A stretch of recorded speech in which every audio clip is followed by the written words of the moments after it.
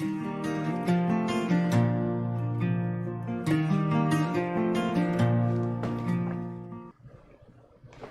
and welcome into the latest live vlog. My name is Carey and today I want to answer a few questions that I think need to be answered, and any questions you guys have in addition.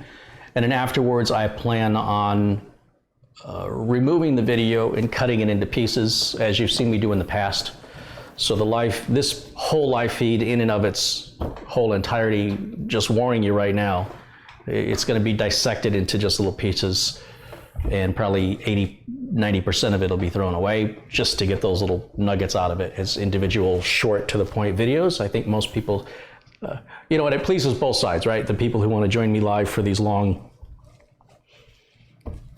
blabber sessions of me and then, you know, those who just want the nitty gritty, get right to the point. So I think that's the best balance for that. Let me make sure everybody can always see and hear me okay. Audio's good.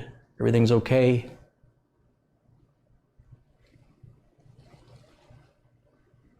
Looking in the chat for some confirmation. Steve Bennett says it's all good. Thank you, Steve. Of course, thanks and welcome to everybody into the chat. I got to get my day started. Here's a little ASMR for you.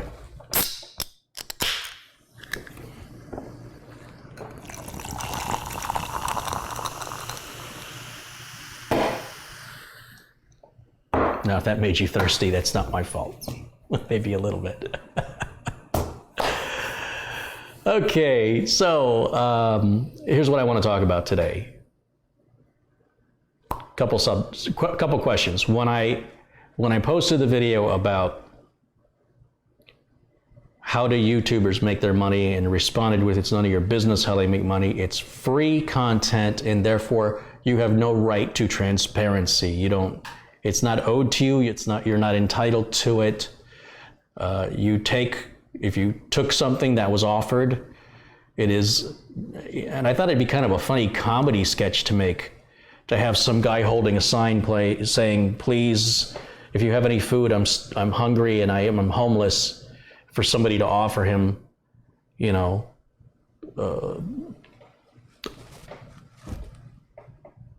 an egg. And he goes, were these chickens cage free?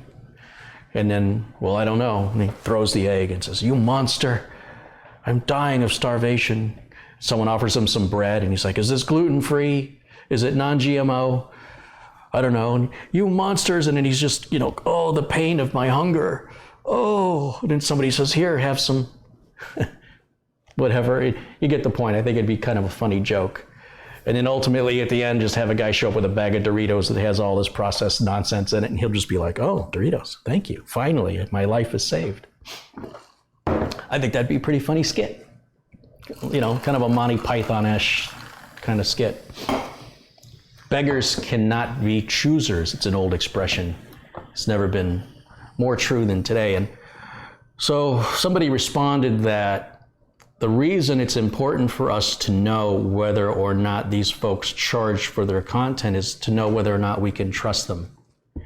And my response to that is, do you trust entertainers in general? Do you listen to Dennis Rodman about North Korea? Is he an ambassador of the United States? No, he's not. Does the United States government give Dennis Rodman the time of day, even though Dennis Rodman thinks they should because of his relationship with North Korea? Nope, won't take his phone calls. Well, maybe Trump does, but Obama wouldn't.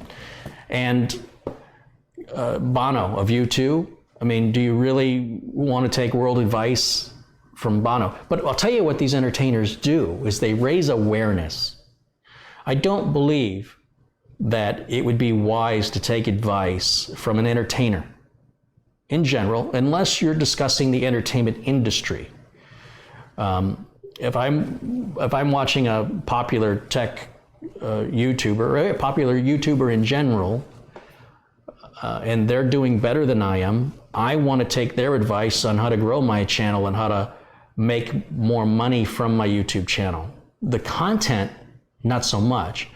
So when these guys like Linus Tech Tips, Jay's 2 Cents, Paul's Hardware, when they're introducing new hardware or they're running, I don't know, some test on some motherboard or trying to overclock or some extreme water cooling or whatever it is, it's raising awareness about it.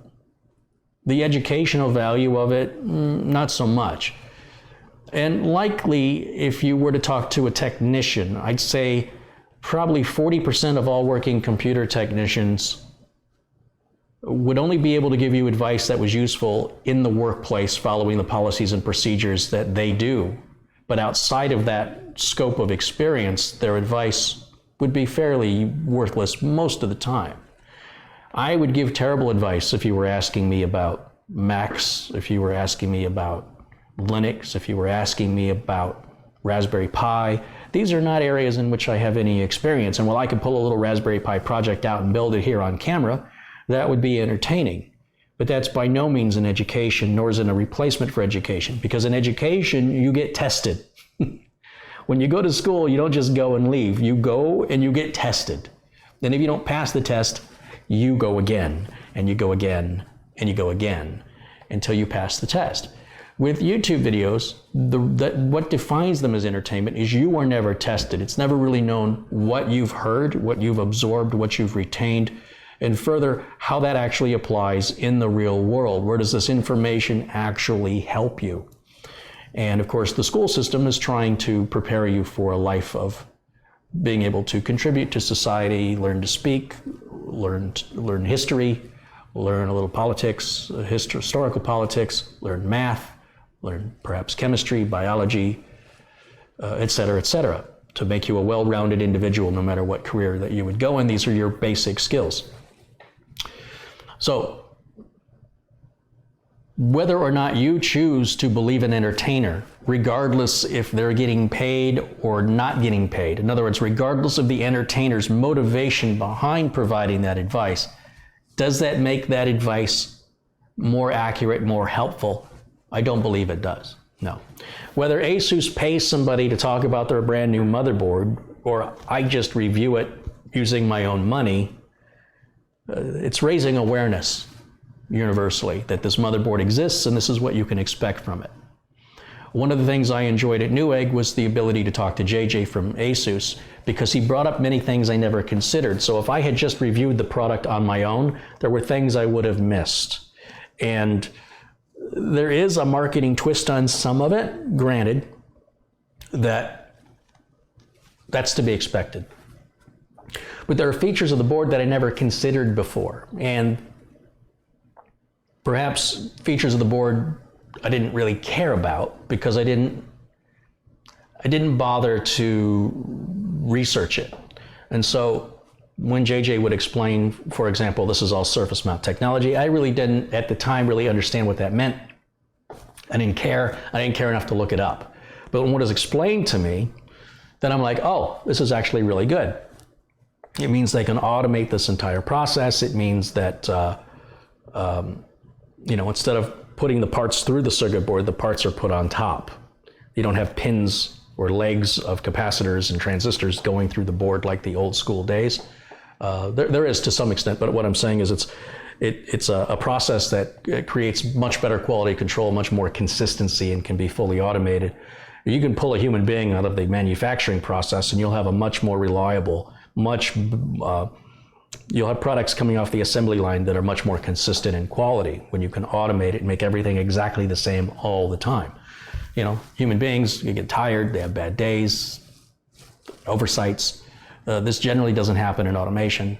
In manufacturing, when you're talking to another human being, I don't think you should be talking to a robot. I don't think I should have to bend to the will of a machine. The machine should be there to benefit us, not the opposite way. So automation in manufacturing is awesome, but automation in customer support, not so much. Now, speaking of customer support, I had a call recently from somebody who got themselves in trouble. And I'll just explain what we're talking about, somebody who's retired. I don't know what it is with this game, Candy Crush, but women love this game. Men like it too, but I mean, women really, really like Candy Crush in general, more so than any other computer application besides Pinterest. I don't know, because I'm not a woman, I don't know what the appeal is. I find it interesting that certain applications or parts of computers appeal to one gender or the other, which I'm just bringing it up out of an observation. And this person is retired, had a problem with Candy Crush, and they made the biggest mistake they could ever make. They Googled Candy Crush support. Now, Candy Crush is a free game. There's no support. You're not going to get support on anything for free. You're not going to get it from Gmail. You're not going to get it from Google. You're not going to get it from YouTube. You're not going to get any telephone support. You could get a forum-based support. Maybe you could go to the Candy Crush forums and type in your question and come back later and look for an answer. That would be your free support. Well, lo and behold, she believes she's talking to Candy Crush support because she initiated the call rather than them calling her, where she would be skeptical.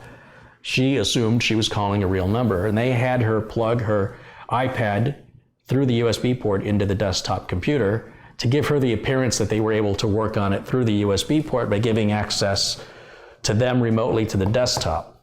See how that worked? Because she doesn't know. She's like, oh, is that how that works? Okay. And she'd follow the instructions, and then she's freaking out when she sees the mouse moving on the screen at a bunch of files being displayed as though the person's sifting around. And they were asking her a bunch of questions, but because she's not a technical person, she was unable to answer those questions, like what's your email address and what's your password, and she was unable to answer those questions. She never gave any credit card information, and the person, I guess, decided she was wasting their time. They told her, don't take your iPad to the Apple store. There's nothing they can do to help you. And I don't know why they told her that, but that's the very reason why I told her you definitely need to take that to the Apple Genius Bar, because they told you specifically that not to do it.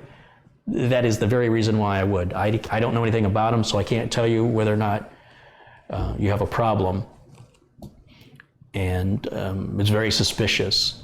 Now, hopefully this person learned a lesson without losing any money. No credit card information was given out. But you absolutely should not be looking for free technical support on a free product, at least not over the phone. You got to think about this critically. Who's paying for that support? Who's paying for somebody to answer the phone? Who's paying for the phones? And presumably 24/7 support. That's all scams. That's how you get scammed. And then it's hard to feel sorry for people who are willing to sacrifice their identity. They're willing to sacrifice their financial situation because they are so bored and they want to play this game, and they stop thinking they stop thinking in a common sense manner, and their priority is to get the game running, whatever the problem is. To this extent, it's that important. They're that bored. Now, I have had plenty of senior citizens that have told me, for example, my solitaire doesn't work. And that may not sound like a big deal to you, but this is all I have. This is all I have. And if my solitaire doesn't work, I have nothing to do all day. This is what I get enjoyment from. This is how I bide my time at this stage in my life. And I understand that, from your perspective, it's not a server and a business isn't down and millions of dollars isn't getting lost. This is my life. This is all I have. And when it doesn't work, I'm lost. And I get it. There's no shame in that. I get it. But the difference between calling me, somebody you know, versus calling a random number that appeared on a Google search, there's a big difference. So they would be paying me. They wouldn't be paying for the 800 number, although ultimately when they call that toll-free number for support, they will pay. If they're not careful, they will pay dearly. Identity theft correction often takes, what did they say, 4 years and $5,000 to correct it? And when you're not sure you got 4 years left, it's a horrible mistake to make at that age, and for a stupid reason.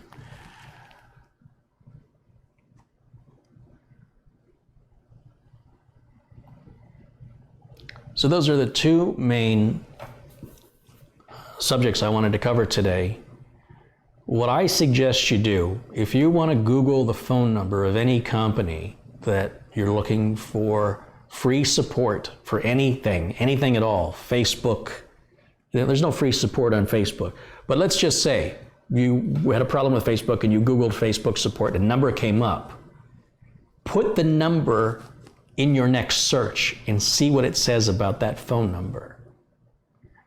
Your search is not complete because the top of the Google results, Google has a page 2, although the joke is if you want to hide something from somebody, make sure it shows up after page 1 of Google results and nobody will ever find it because nobody can be bothered.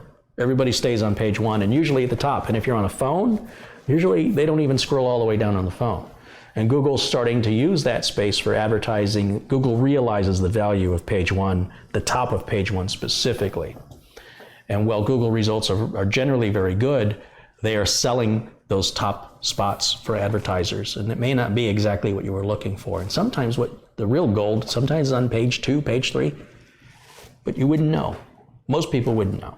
And it's funny because it's basically hiding in plain sight, right? Make sure you appear after page 1 and you just won't be found on Google results. So bear that in mind. The information of humankind is the biggest collection of information is the internet, and Google is your sorter of that information. There's no reason for you to wonder about anything anymore. Who was that person on that show? You got the answer. What's the weather over in this country or this city? What's the time? All that's right there. It's right here. How do I do this math problem? It's there. Any bit of information, you don't have to wonder about anything anymore. How do I fix this? Or how do I address that? What's the recipe for this? It's all at your fingertips. And I don't know what people's discouragement is from putting forth that little tiny bit of effort to verify what they have is real. So this ties us back around to the very beginning about trusting the advice that comes from entertainers. Guys that run and gals that run YouTube channels are excellent at doing what they do, and that is making YouTube videos. They are sharing a love or an enthusiasm or a passion for something for others of like-minded individuals. But they're not getting paid by customers to do the work. And that, as I emphasized many, many times before, is a big, big difference between thinking when you walk away from a video that you're now going to be a technician. It's nothing at all like that. But as far as having fun, enjoying a hobby, sharing a passion with like-minded individuals, let's accept that for what it is. Advice, generally speaking, is as good as what you paid for it, including all the advice I give you. It's really no different. You should always be doing your own independent research to verify that advice. And further, not all advice fits all people. I mean, my shoes are very comfortable, but they may not fit on your feet. Advice isn't really much different than that. For some people, it's a perfect fit, but for most people, it's well-intended, but ultimately useless.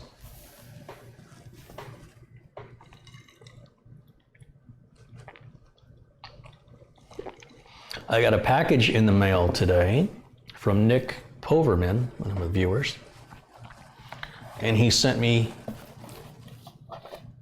some jeweler screwdrivers here, precision, what's called a precision electrical screwdriver kit.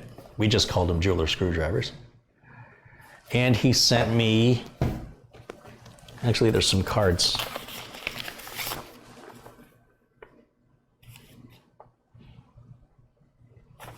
I don't think there's a personal note.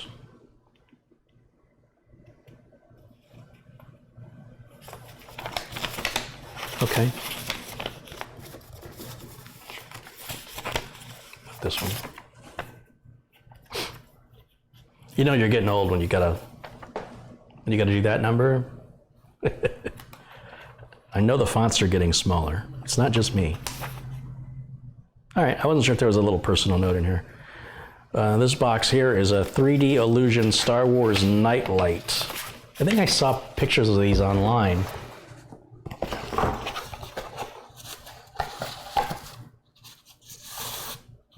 Ooh, Millennium Falcon.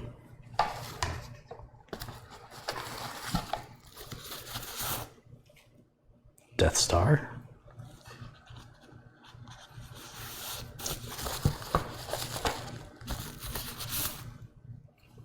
R2-D2.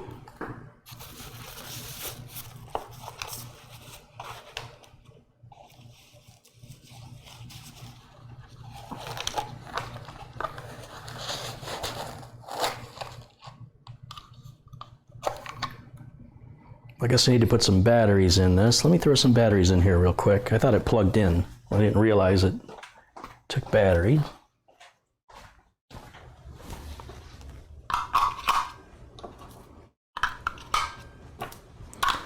There we go. It's got a USB port on it for some reason. Maybe it gets powered through a USB cable to the computer.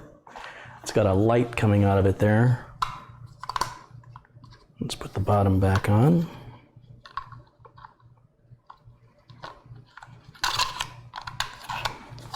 Probably help if I read directions.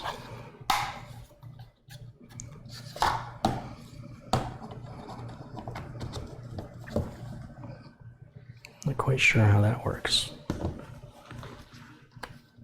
Please read all instructions and warnings before you use. There's a remote control. I guess you can change the lights on and off. So what the remote looks like. Are there batteries already in the remote? Yes, you remove a little tab and that activates the battery. You can raise the brightness up and down. You can turn it off, turn it on, change the color.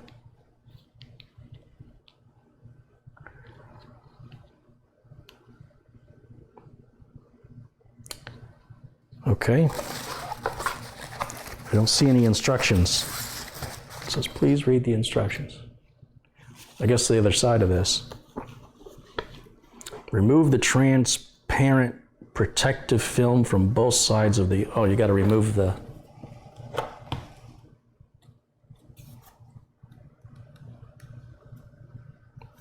is that right? Am I supposed to remove that? Yeah, remove it from both sides. It doesn't look like it comes off.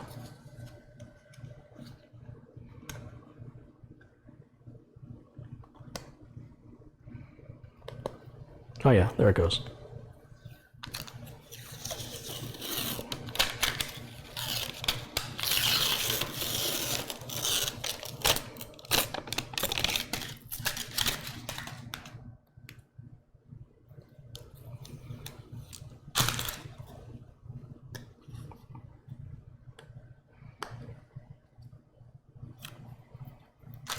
Okay.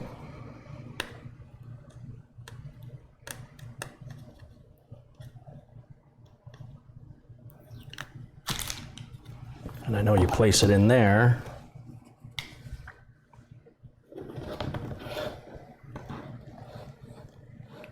Not exactly sure what the effect is supposed to be.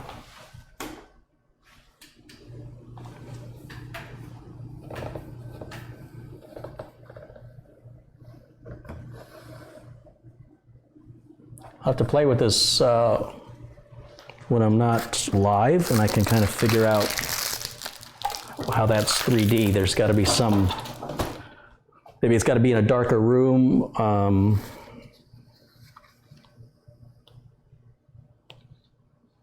don't know. Here's what the remote looks like. Give you a nice little close-up of that.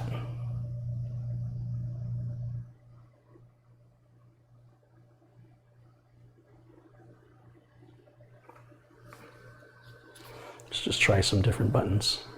I'm just going to push buttons randomly. No.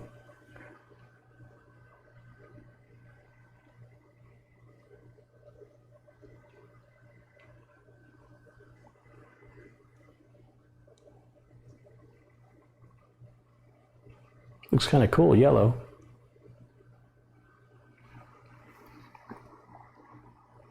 I can't even read these buttons. I can actually read them better when I look at the live feed and it focuses. These black buttons have some words written apparently on them, I think.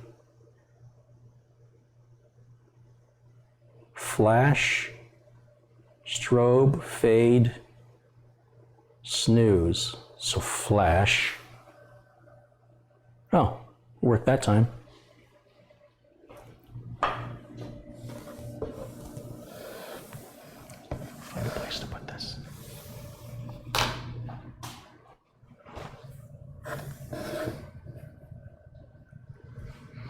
All right, well, thank you, Nick. I really appreciate your gifts. They're very thoughtful, and I will have to learn how to use that.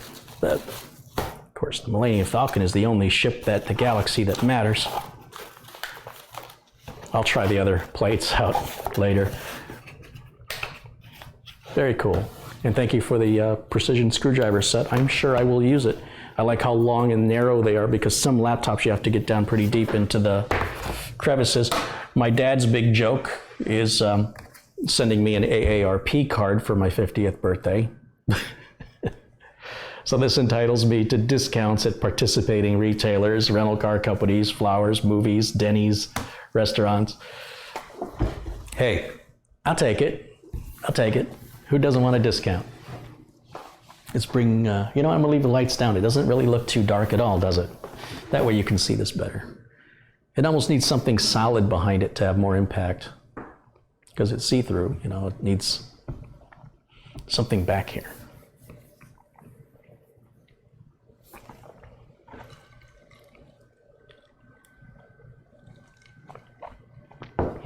What are your thoughts on Norton canceling antivirus? Oh, gosh darn it, scrolled up too quick. What are your thoughts on Norton canceling antivirus on computers that shouldn't have? Still having over 200 days left. Well, obviously that's wrong. I don't know anything about this story, but if they're canceling computers that have valid subscriptions and they're putting customers' computers in jeopardy over their greed, that's as bad as the virus makers. That's where the cure is as bad as the disease. Carey, do you have a workshop for your business, or do you do all your work in the kitchen? Actually, I don't do all my work in the kitchen. I have a back office. I was working, I did have an office at one of my clients. They had like a spare office they weren't using, and we traded some labor for rent, if you will. And I never filmed in there. I just wasn't comfortable leaving any equipment there. And they have noise and stuff going on during the day. And I have no control over the heat and the air conditioning. So when they moved offices, we just ended that arrangement because they're in a smaller office and that's just not possible anymore. And I just decided to return back to where I started, put it back in the house, keep my expenses down so I can continue to offer low rates. I do work in the kitchen when I can, but I can't always because it's a kitchen. We have to eat in here. So I do most of the work in my office. What you see on camera is the kitchen. Carey looks younger than 50. Well, good, because I'm not 50 yet.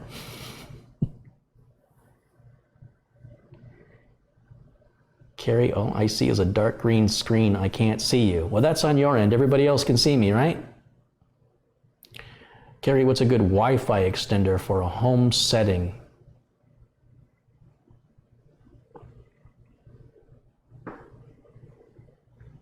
I'm seeing a little bit too much aggression coming from my moderators. I'm going to ask the moderators who are removing messages to please stop removing messages from people. I want you to be, you may believe that you are doing the right thing, but when you're being too aggressive, it's abusing the power. Go ahead and just kind of, please, for the moderators that are doing this right now, let's dial this back. Let's be a little more understanding. Give people a warning before removing any messages. If I see something, I'll remove it. When I'm doing a build and my back is to the camera, that's a different story. You know, I rely on you guys, but I still need you guys to understand everybody in the chat is a fan. If they have cursed or they can't post links, that's not even allowed. So, you know, just warn people. Don't remove their messages, please. Just let them know.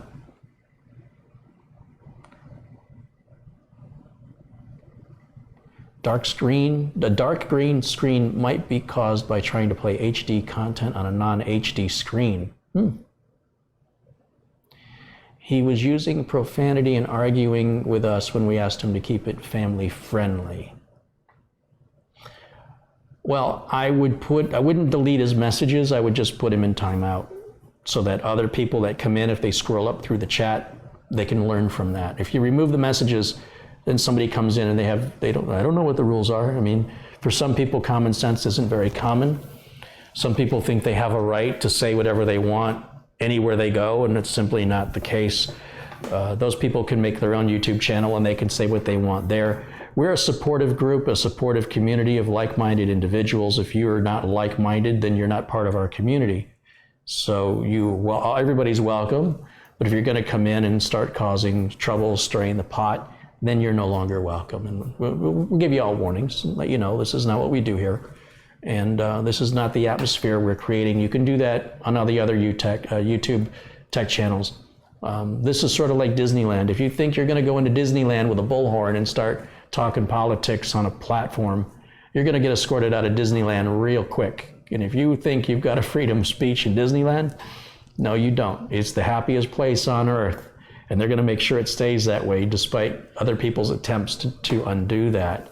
And it's for the benefit of the majority. There are platforms for you to speak your mind, create your own YouTube channel, go on a forum, go somewhere else. You don't walk into somebody's home and start insulting them. It's profoundly rude, narcissistic, arrogant, inconsiderate, and it's hard to believe that there are human beings that think that's okay and can justify this bizarre behavior, that they're so much better than you, and what they have to say, because they're so much smarter than you, you're gonna hear whether you like it or not.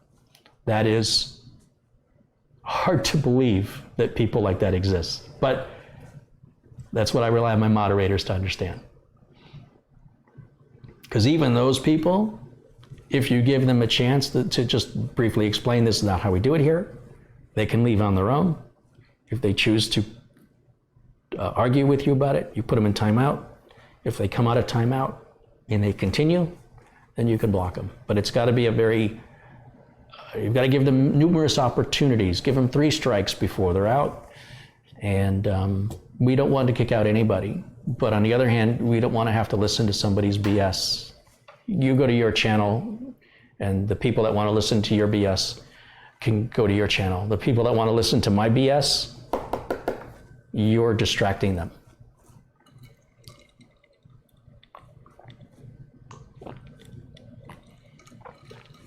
See, Austin has joined us in the chat. Hi, Austin. Christopher Esch, Nick Poverman. Thank you, Nick. Thank you for the gifts, Nick.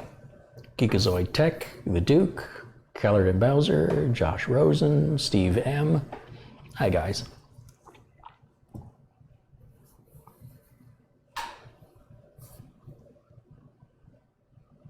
William McKinney says hello from Farmington, Maryland.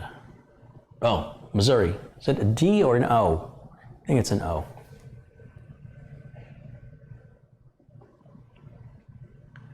What do you think about the latest Windows 10 update? It's great. What do you think about building a computer with older parts that are still new? If a computer fits your needs, that's all that matters. Sam Shaw says, hi, my dude.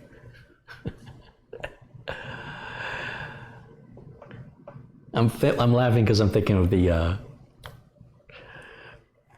yo, it's your boy Carey coming at you. What's up, bro?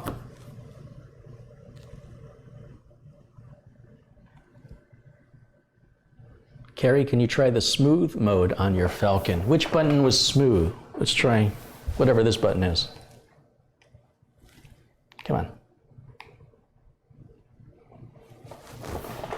I don't remember a smooth button. I gotta hold the remote the right way. What does this button do?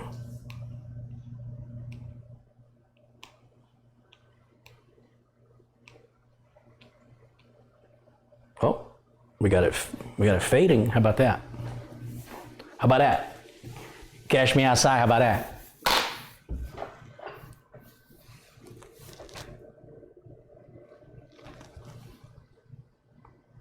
It's supposed to sort of have like a 3D, as I understand it, it's supposed to be like a hologram or something. I'm not quite sure how that works. But maybe the room's got to be pitch black. I'm not sure.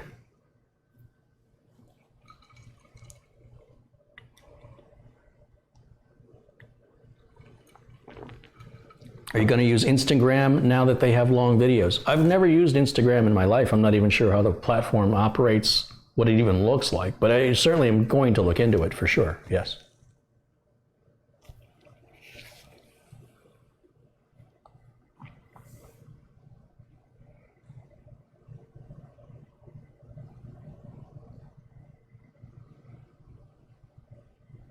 You said in the last live stream that you could listen to a Welsh accent all day. Have you ever thought of visiting Wales? Of course, of course.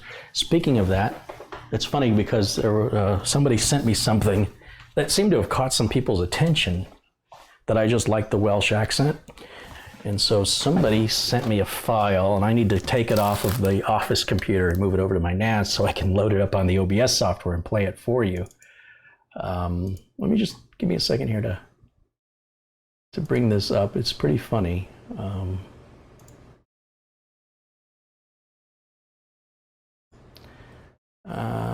Here is the file right here.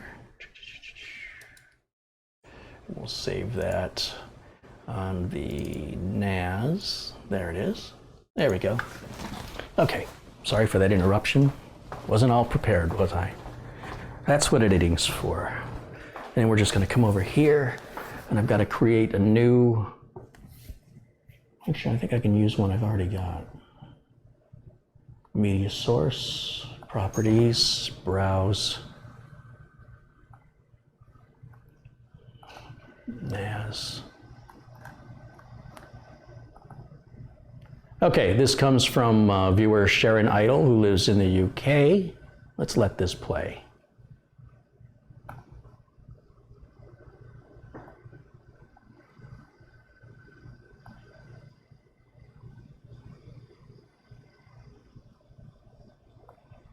I'm going to cut my audio for a second so you guys can hear it without the background noise.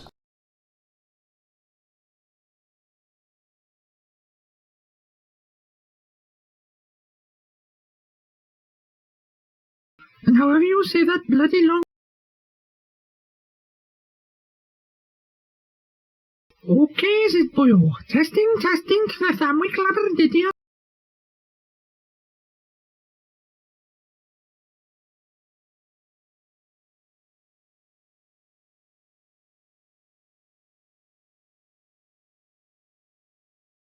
Okay, is it, boyo? Testing, the family clever, did you? Go, cock. And however you say that bloody long Welsh name, I have no idea. This is Sharon Idle speaking in a Welsh accent so that you can hear a Welsh accent, because I know that you said that you like a Welsh accent. So, boyo, I decided, look, you, to talk to you in a Welsh accent so that you would have something that you could like.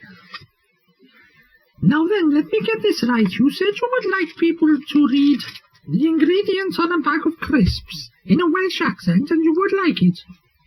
So just for you, I thought that I would read the ingredients on a bag of Workers' Baked Cheesy Wotsits for you in a Welsh accent. Really cheesy flavour corn puffs, and the ingredients are maize, rapeseed oil, cheese flavour, dried cheese from milk 7%, milk lactose, flavour enhancer, disodium 5% ribonucleotide, acid, lactic acid, not 1960s drugs. Oh man, I love the acid house. And colours, paprika extract, and annatto, oh yes. Natural flavourings, salt, and potassium chloride. It does not make sense. But never mind, there you go, Batty boy. I have now read the ingredients with a Welsh accent, and I hope you like that. Tassie by for now, is it? Look, you. Let's stop this bloody thing somehow.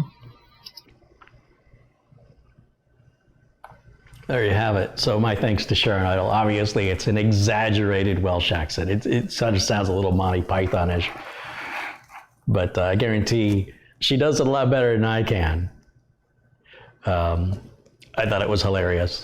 I love it when people take the time out to make things and send them to me. You know, it's so much better than pardon the expression, but a half-ass email. You know, when somebody prints out a letter and puts it in the mail, or somebody's thoughtful to send something, or somebody's creates something. You had a video from Bill Leatherland, and not a video intended to be shared. It's just a video where he had an idea. He didn't really want to go through the effort of typing it all out. It was kind of hard for him to explain, and he just made this video explaining what he thought would be a good idea for a video.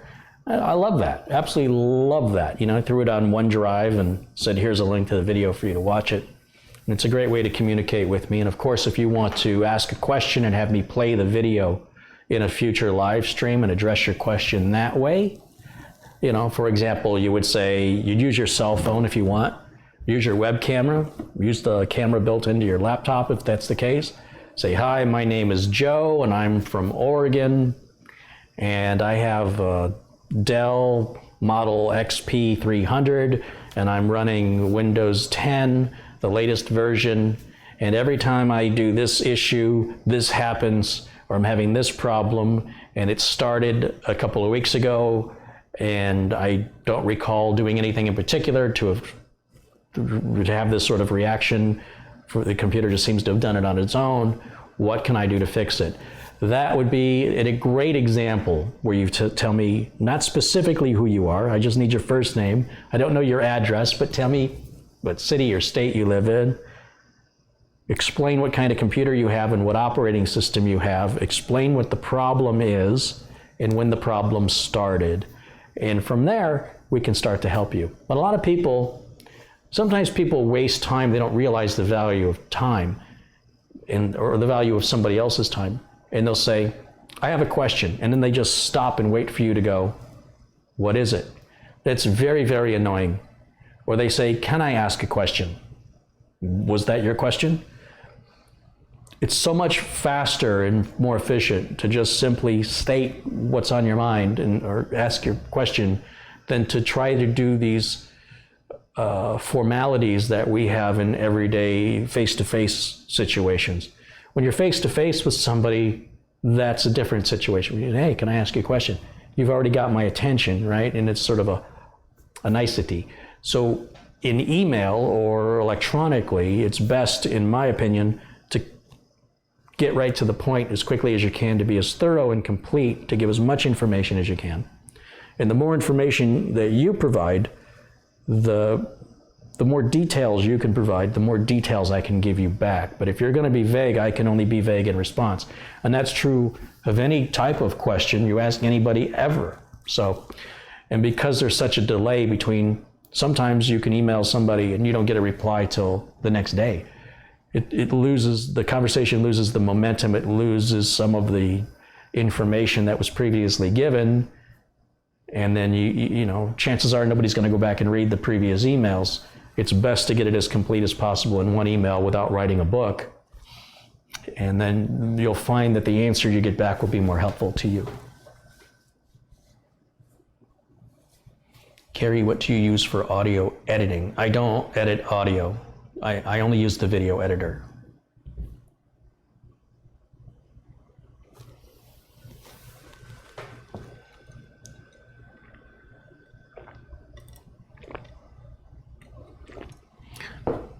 The Welsh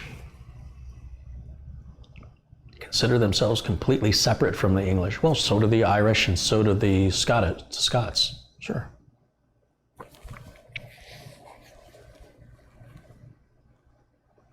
What do you think about ASUS having multi-core enhancement on their 370 boards on by default?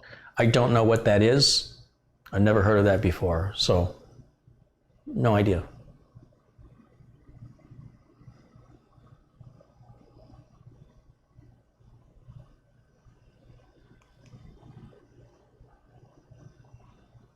Keith says, I do some podcast editing and find Audacity does everything I need. Yeah, I think Mike Smith also uses Audacity for the Mike Tech Show and Tech Vets. Sure, it's a free open source application.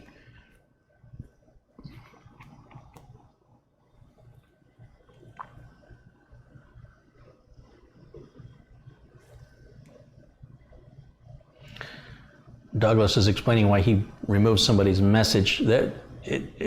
Douglas, if you've ever seen the Welsh language, that's what it looks like, and that's what they were doing. That's why, in that particular case, again, I'm asking you guys, please don't remove any more messages, moderators, at least on this stream right now, and preferably in the future, unless the message is clearly aggressive, or if there is consistent gibberish message after message, like somebody's trying to distract, that's a different story. But somebody just doing that once, it was on topic, it was what we were discussing, and it was just something you didn't get. So best that you didn't. I would rather my moderators did nothing than perhaps be a little overbearing in costing me my viewers. I want you to consider when you do that to somebody, you might be upsetting that it's costing me a viewer because of over moderating. So I'm putting a lot of trust in you when I make you a moderator. I'd like you to just think about that. And I do appreciate, more than you can imagine, your help moderating. But I would rather you lean towards giving everybody the benefit of the doubt, let some things slide. I'll never punish, I will never, come out and say, why didn't you do something about that? But if you're over aggressive, I will say, hey, please don't do that anymore.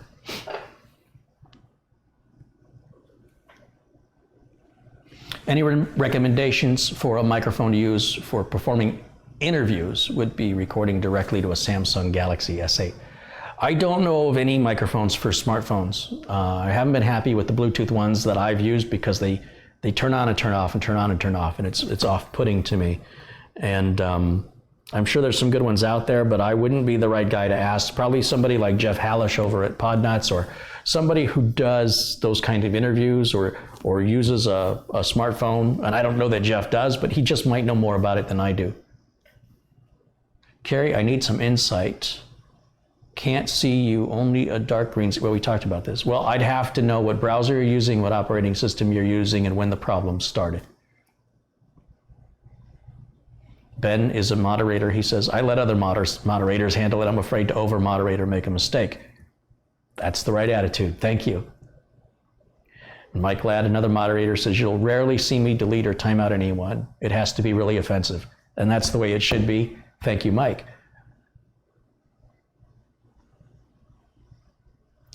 Do Rode microphones fit a smartphone?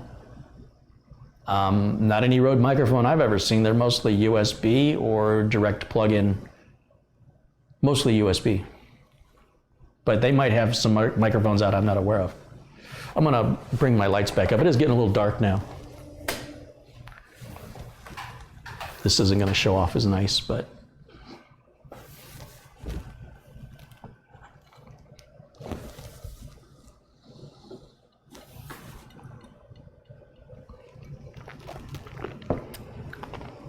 Carey, any builds coming up? There will be a build coming up in the future. I can't say when, and that's all I can say about it right now. And then who knows what will happen between now and then. But there is one specific one coming up. The built-in mic in the S8 smartphone is pretty good. I agree. It is pretty good.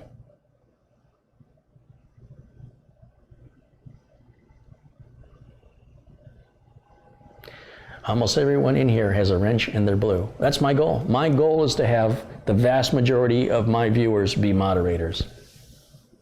Absolutely.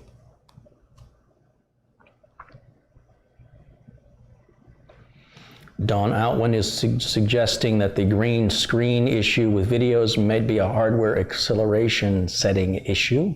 Yep, possible. Carey, Microsoft Media Creation tool for USB is broken, but the ISO works. Is there an alternate way to make a bootable USB? Well, if you watch my video on how to download Windows 10 for free, I walk you through that process without using the media creation tool. Just watch that video.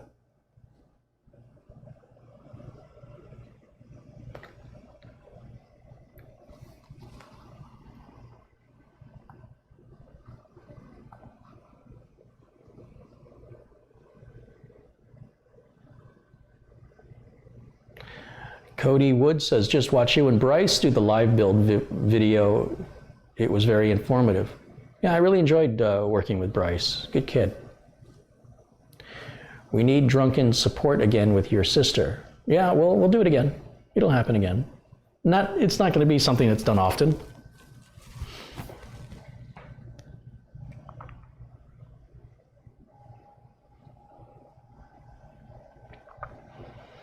Brytech has a great video on making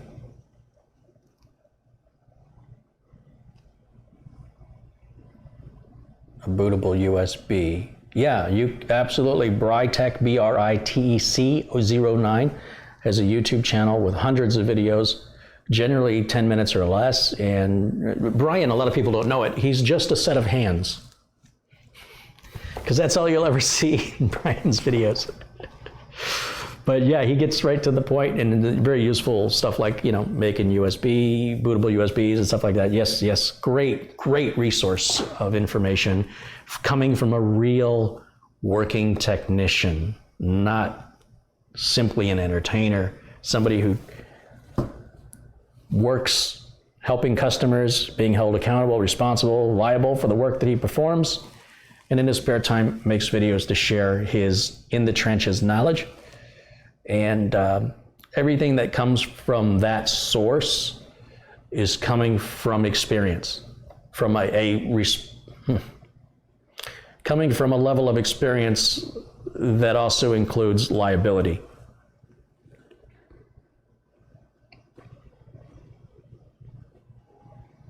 We need more guys like Brytech on YouTube for tech stuff.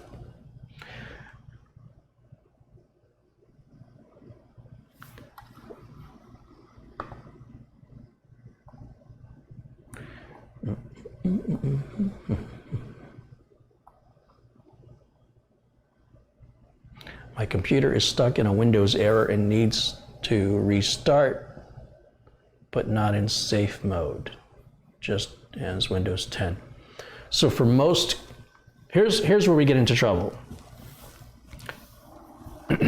As a technician, I can look at your individual issue and I can fix it. If I have it in front of me, if I can try a bunch of different things, instantly get a response, a reaction from the computer, and I can quickly move and advance forward to resolving that problem.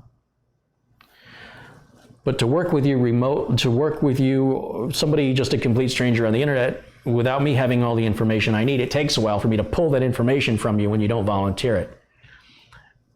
And then have you try this and try this and try this and try that, and then maybe something doesn't work, and now we make the problem worse, and now I'm a jerk. So it's very dangerous to give people very specific advice on some problems versus just saying, look, wipe the machine and reinstall your OS fresh and clean and see if the problem still exists, and let's move on from there. Now that is a very safe answer, and it's an answer that you can generically give to anybody worldwide to determine if they're having a software or hardware problem. I am not able to do my job to the depth that I can do in person online, especially with a complete stranger on a foreign machine I don't know any history of, and nor can I see it or hear it. I can't hear if something sounds funny in the machine, and I can't really get the response from the machine to determine. Sometimes there's a feeling, it's hard to explain, you just know something isn't right hardware-wise. You know there's some bad RAM going on here, or there's a heat issue happening, and that can't be conveyed remotely, nor can it be conveyed through a chat. So if you're having a very common issue, and you wouldn't know until you ask, if you have a common issue, it's simple to go here, click this, click that, or go to this Microsoft knowledge base article. But for many of these problems, like this green screen, I need a lot more information. And so the safe, fast answer, instead of going back and forth and back and forth and back and forth, is to say, reinstall your operating system. Let me know if the problem still exists. If the problem still exists on a clean install, we start looking at hardware. That is the fastest and most efficient and safest liable way to help somebody that is a complete stranger and you're working blind and based it solely on the information they provide you, which is usually quite lacking. Sometimes people leave information out. Sometimes people jump ahead about wanting to know how to do something, and you go, why do you want to know how to do that? Well, because I'm having this problem. Well, that's not how you fix that problem. That's completely, and it just ends up being a huge waste of time. And that's why having a machine here in person is a completely different experience with different results than helping people, strangers, online. But understand there's limits to how in depth we can go with some of your repair requests, but I will do my best to provide you a solid answer. And in Windows 10, you can do a repair install without losing any programs or data, so you don't literally need to wipe it and reinstall it to have the same effect. It's one of the great benefits that makes Windows 10 very superior to any Microsoft OS that came before it, is that one specific feature.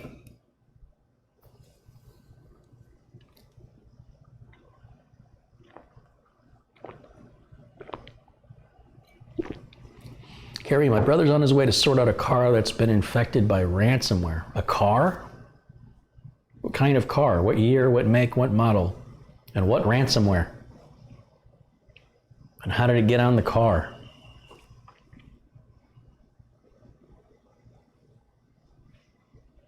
You can also run the ISO in a virtual machine. This is true, but very advanced for many people. Remember, my channel is to be attractive to average computer users, not to technicians.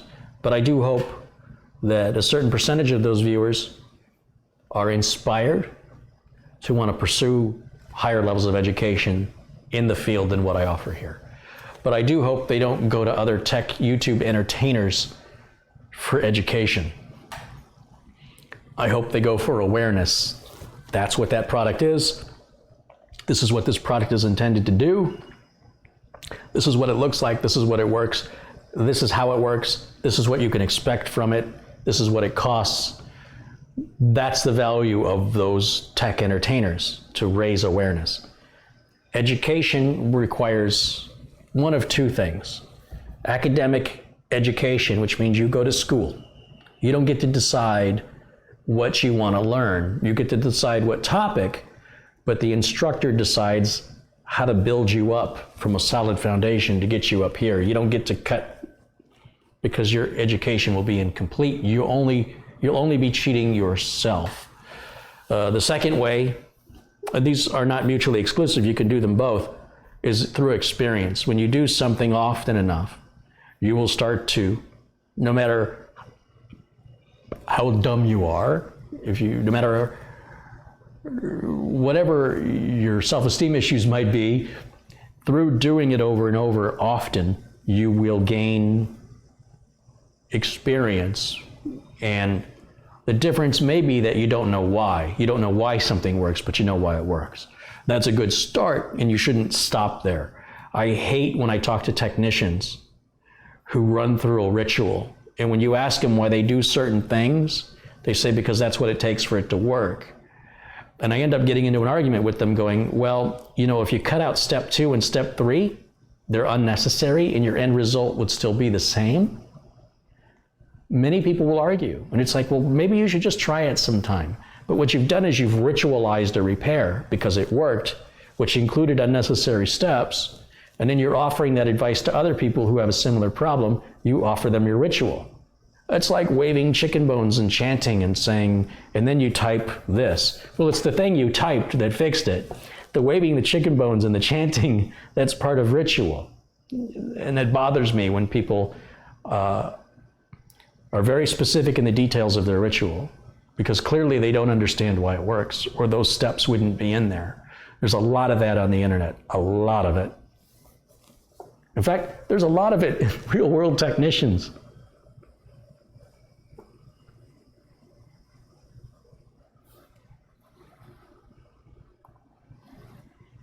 I do hope that people that want to be technicians have a logical mind, a critical thinkers. They want to understand why something works, not just what's it going to do to fix it, but why did that fix it?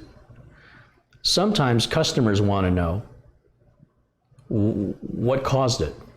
And when it's an unusual problem, a problem that they're probably never going to see again, in many cases we don't know what caused it because I wasn't looking over their shoulder to see if they did something. Maybe they clicked on a link or they did something they shouldn't have done. I see customers all the time drop and drag things. They don't even realize they did it. They don't realize where their file went. I go, you just dragged it. I did? Yes, I just saw you do it. I have customers, business customers, and I find folders within folders that aren't supposed to be there because somebody just didn't realize they dragged it in. And then I had a customer say, well, can you configure that so we can't do that anymore? I go, yeah, I can make it so you can't write to the server anymore. You'll never be able to save any work you do. Well, I need to be able to save my work. Well, in order for you to be able to save your work, you need to be able to move files. That's the way it works. I can't turn off one without turning off the other.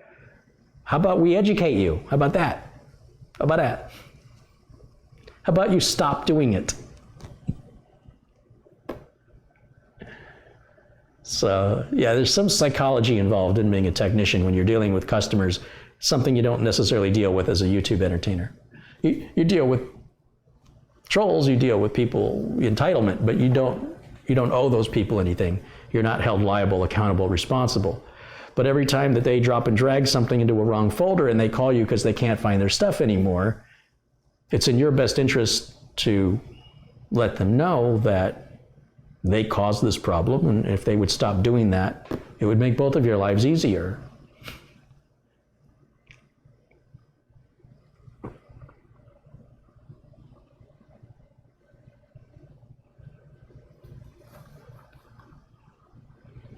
Nick says, Carey, some older systems cannot play YouTube live after the latest Windows 10 update. The driver's too old. I've seen this on 2 HP laptops that are older. Well, if the video driver's wrong, certainly that's possible. Machines that were never designed to run Windows 10 to begin with could have some side effects. Windows 10 was rolled out on more machines in half the time than any other operating system in Microsoft's history, and they did it using artificial intelligence by rolling the operating system out to people whose machines were likely to have a good upgrade experience. And then by waiting for feedback and making some minor little changes here and there on drivers and whatnot, then that's why Microsoft is collecting this information on your machine, by the way. And then they would gradually start rolling the updates out to other machines who previously would not have had a good update experience. Microsoft Artificial Intelligence then determined with these updated drivers based on that hardware, now you will have a good update experience. And so overall, the update happened twice as fast, got on twice as many machines, half as much time. Well, that's twice as fast, half as much time. And was a very successful rollout. And that's promising for what the future holds with future rollouts. It's not just a blind update like Microsoft had done it previously.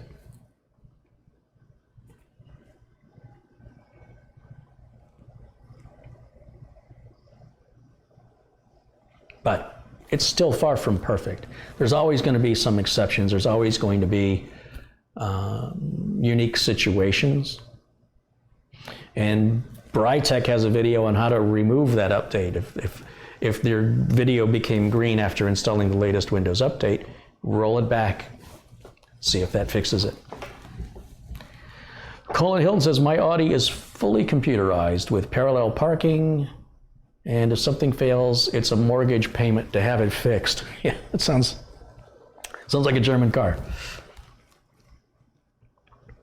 They automated parallel parking. Yes, many cars for the last, 8 years or more, have an option to automatically parallel park the car. If there's enough space, you push a button, you keep your foot on the brake, you start to let the brake up, and the car will automatically, using sensors, back itself out and turn the wheel and parallel park itself.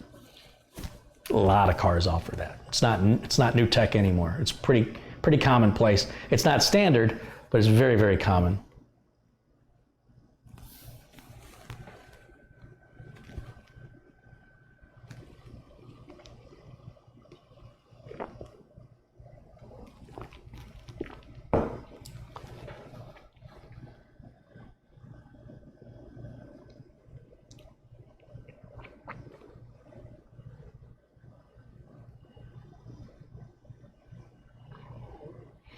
The other problem with, even if I could explain to a customer what they did to cause the problem, it's highly unlikely to ever happen again, regardless if it's one of these bizarre issues. The information's useless. It might, usually with a customer, they go, the logic is, I want to know what I did so I can avoid doing this again because it's costing me money to have you fix it. Sometimes the customer didn't do anything at all. It just was a fluke. Or they did something, but I can't tell you what they did. And since they've never done it before, what are the odds they're going to do it again? So the information's useless. And you have to understand, wanting to know how something happened, that's not being a technician. That's not being a repair technician. That's being a forensic scientist. Forensics are a different line of work. And if you want to get into forensic science, that's stuff that deal with hard drive repair. It's stuff that deals with reverse engineering. It deals with a lot of lawsuits, being an expert witness against a company or a manufacturer about a product defect or an engineering design flaw. That's where forensics come into play. Let's not confuse or conflate forensics with repair, but customers don't know the difference, right? So a customer, again, the customer's mindset is, I don't want to do this again. It costs me money. What can I do to avoid having to pay you for this? And if they don't do it all the time, if this is something that's a new problem, hard to say how it happened, you know? That's why I recommend products like Malwarebytes. So if a customer were to click on a link, there's a good chance Malwarebytes will instantly come up and go, you don't want to, that's a bad link, I'm not allowing it. That educates the customer because I'm not there to look over their shoulder. Unfortunately, no antivirus can know all the bad links, but they know a lot of them. And ideally, that's one way a customer can be educated, is to have that instant response, that instant reaction to their action that they can associate in their brain and go, okay, don't do that anymore. Sometimes people don't get that opportunity. And they get ransomware, they get viruses, they get pop-ups that won't go away, they get a phone number on their screen that says to call to fix, and they're calling a scam artist, and it just goes right down the drain. It goes from bad to worse.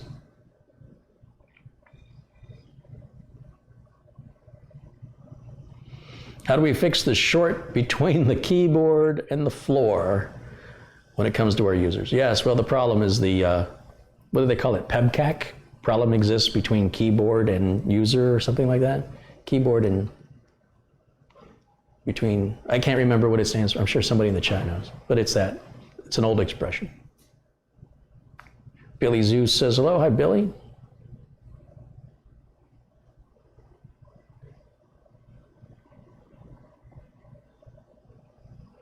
Some of us are having problems with Malwarebytes causing blue screens of death on various windows. I have Malwarebytes on all my client machines. We haven't seen any problems. I mean, aside from that video I made when the bad update came out, I haven't seen any problems since. Chair and keyboard. That's the problem exists. So PEB is problem exists between, and then CAK, PEBCAC, chair and keyboard. That's what it is. Thank you. Of course, ID10T error, so when you put that together, it looks like the word idiot. That's old, for sure.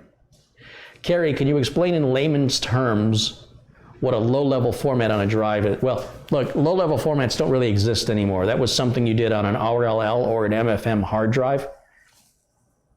Where do you see an option for low-level format? What software are you using? Because I haven't seen that as an option in about 20 years, more than 20 years, 30 years.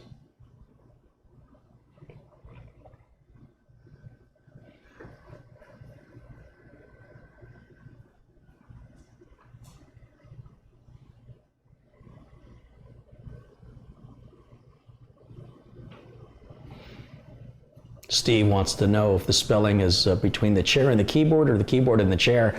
Either way, I don't think there's any, I think there's any wrong way to say it. What do you think about Asus Tough boards? They're not what they used to be. The previous, like the 170 and 270 boards that Asus made, the Tough boards, were excellent boards. Now, seems like they're cutting corners to sort of hit a budget point, and they've taken the toughness out of them. So I think Asus makes some better boards. But if you're on a budget, it's still Asus, it's still good. But you can get a better board from Asus.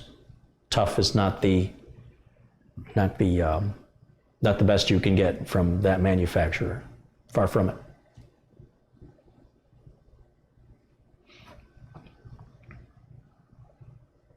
Love the lamp. Thank you. This is a gift from Nick Poverman, who's in the chat. He sent this to me for my birthday. This is the only one I care about, the Millennium Falcon. She did the Kessel run in under 12 parsecs.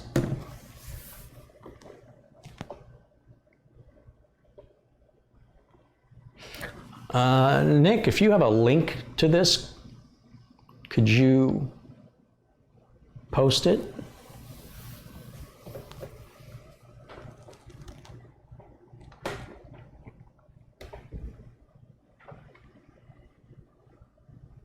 Carey, every time I watch your videos, I learn something, and not just about computers, but about business. Thank you for what you do. Thank you, Kenneth. I really appreciate those kind words. Yes, I know it's on Amazon, but is there a link that you could, maybe I can just pull it up real quick. Let's see. What is this called?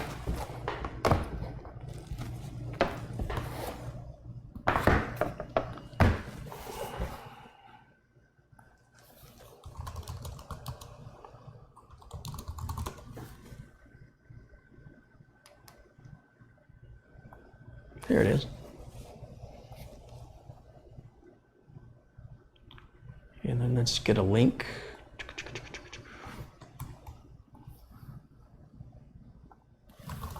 Star Wars lamp. There you go. There's a link to it.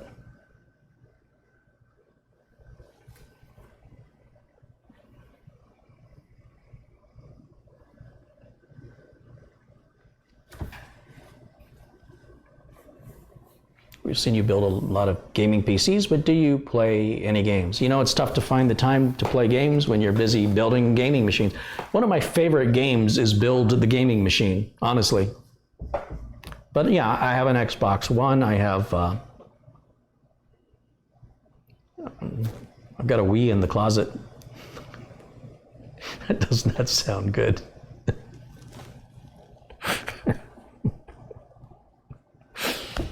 I crack myself up, but it's true.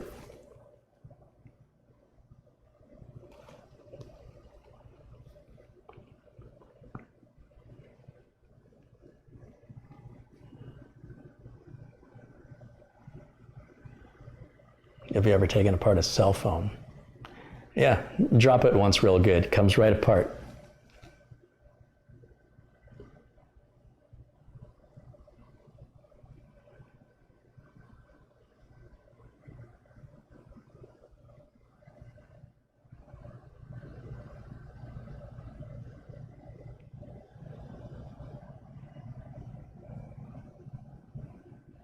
I wonder if they make a PC case in the form of the Starship Enterprise or Millennium Falcon. Custom case builders have built them, but no manufacturer makes one. There's no mass-produced computer case. Not yet, in that shape.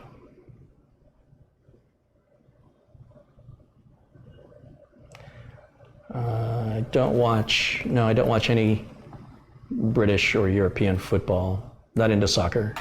Not into sports in general.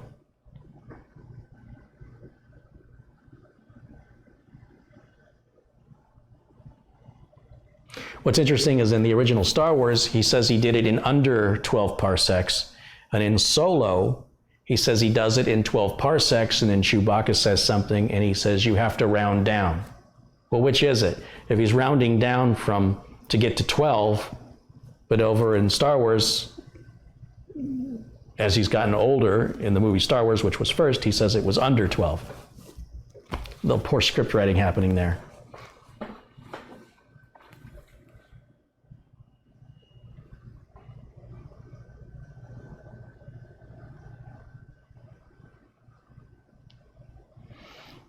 But Star Wars is another galaxy, and maybe the meanings of their words, whether parsec is a distance or a time, Maybe they have different word meanings. It happened a long, long time ago in a galaxy far, far away. It didn't happen on Earth, so you can't assume rules of Earth and rules of language apply.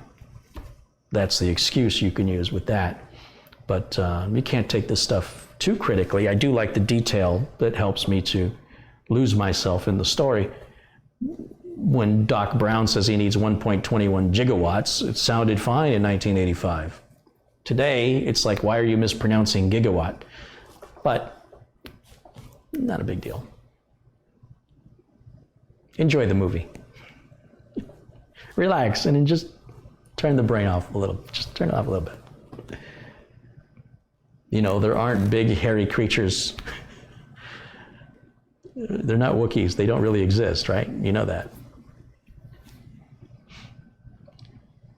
Cloudy with a chance of meatballs is never going to happen. You just don't worry about it. It's fine.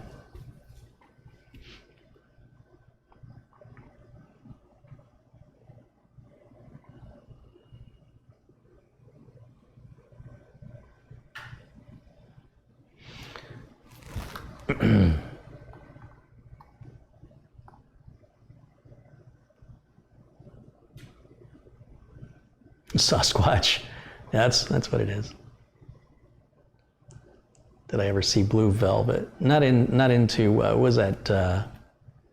What's that director? David Lynch, was it? Was it David Lynch? I don't really care for David Lynch or Tim Burton. Tim Burton's got a Dumbo movie coming out with Disney. I don't know. I'm sure my wife will like it, but not a big fan of Tim Burton stuff. Or J.J. Abrams.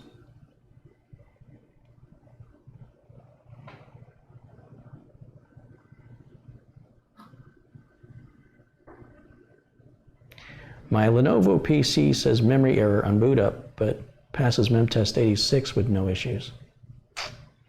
Not quite sure what to tell you on that one. I don't really care about what a PC says. I care about how a PC behaves. If the computer's operating properly and you're just getting some bizarre error at startup, it would be wondering. I would wonder if it's something that deals with some software loading at Windows time, or is it something the BIOS is doing? Clearly, a clean install of the operating system would be the first step, just to see if it's a software-related problem and the error goes away. If the error is happening during the power on self-test, then I would start removing memory modules to see if that error goes away by removing or moving memory modules around.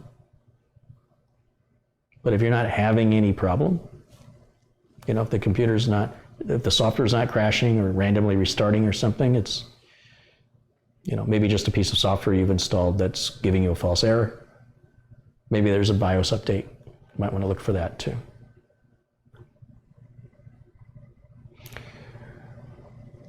Manga99 UK says, I have a Millennium Falcon Bluetooth speaker that I got for Christmas and I love it. Do I like Jim Carrey? So guys like Jim Carrey and Will Ferrell, I don't get this humor. It's like they just play as though they're really, really stupid and then we laugh at them. I don't know why that's funny. So Will Ferrell has done some funny stuff, but in general, I'm not a fan. Being oblivious to me isn't funny. It's too real. Playing Ron Burgundy. Where was my mind? Playing that character, it's like he plays, like Jim Carrey, they play the same person. I suppose, once again, if you go to the movie, like a Jim Carrey movie, like Dumb and Dumber, with the right attitude, like you're in a college dorm room eating pizza and getting drunk and with your buddies, I suppose it's great. When you're later in life with your family, and it's just not so funny anymore, to me.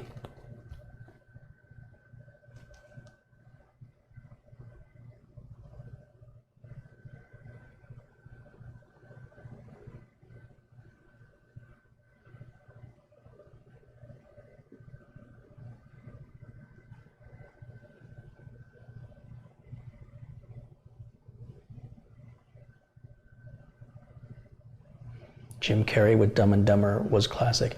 So Hollywood releases these movies that are just these really stupid movies. Bill and Ted's Excellent Adventure, pretty much anything from Will Ferrell, Ace Ventura, Pet Detective, pretty much anything from Jim Carrey, Liar, any of those movies.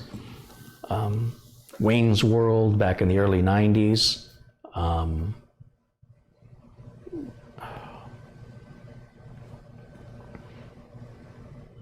I never really got much into the Johnny Knoxville Jackass stuff. That was sort of like being really stupid, except what they did was for real.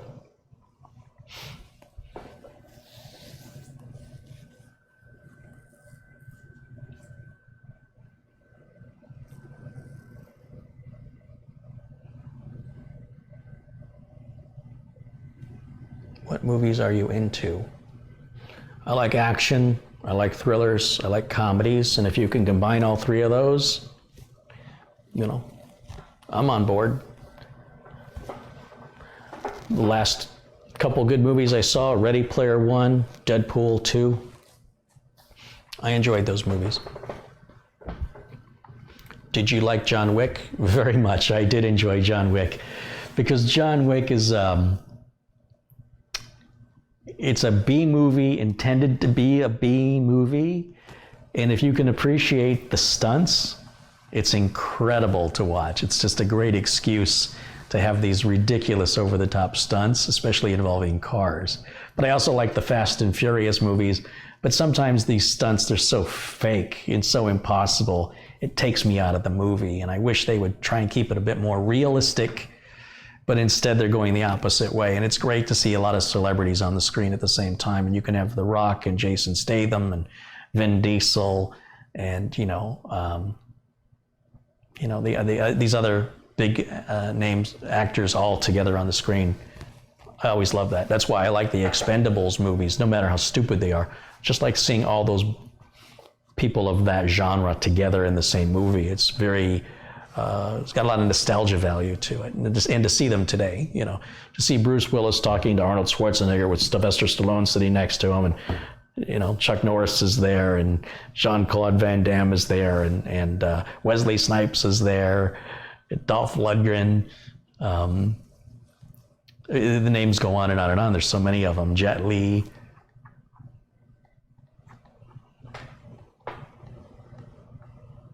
The John Wick, I think John Wick 2 was better than the original. I got my nephew to watch him. He loves that movie. I think he said it's his favorite movie.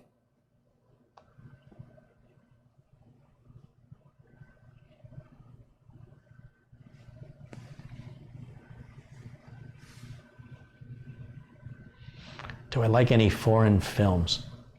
I have an expression that I use. We used to watch Siskel and Ebert back in the day. They were movie reviewers, and they had very opposing views about the movies they saw oftentimes. And it seemed like they universally always liked foreign films. And it occurred to me, they're reading subtitles, they're not watching the movie. You can't read the subtitles and watch the screen at the same time. So my saying is, if I want to watch a foreign film, I'll read a book.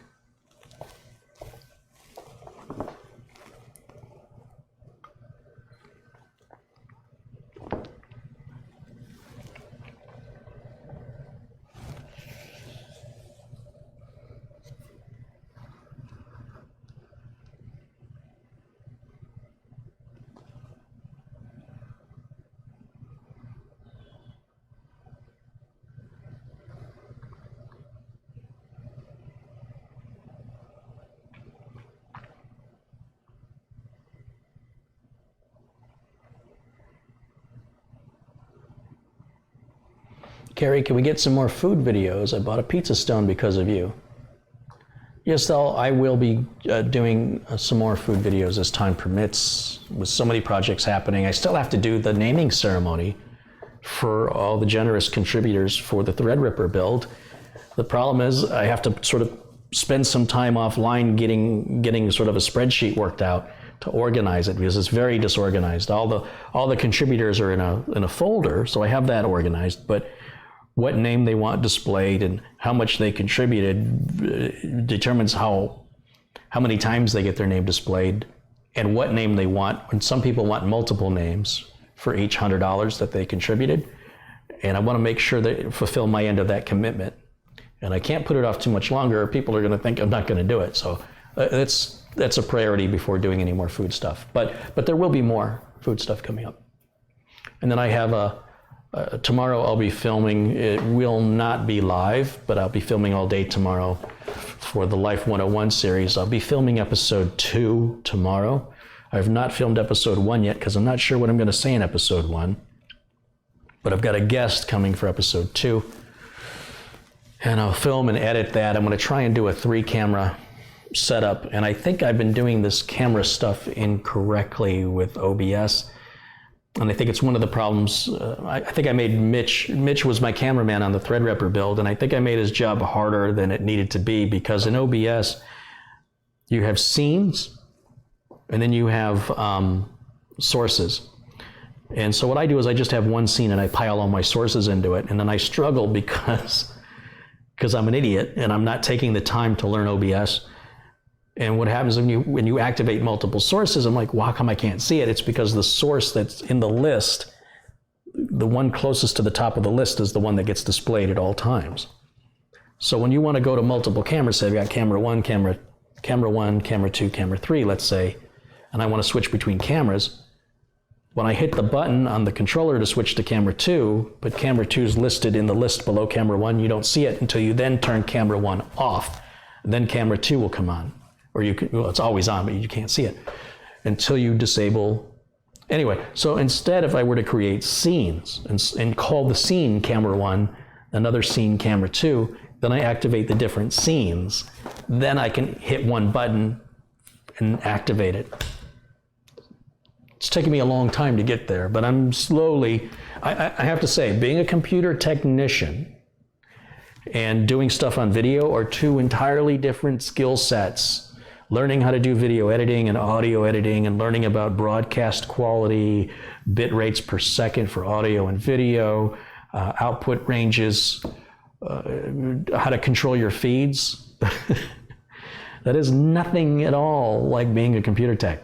So I do have an interest in it naturally, but I don't have as much time to just really sit down and experiment. So when I get something working, I just go with it. And then when I realize later I'm really doing this the hard way, that there's an easier way to do it, I feel like an idiot, but I am ultimately glad I did figure it out.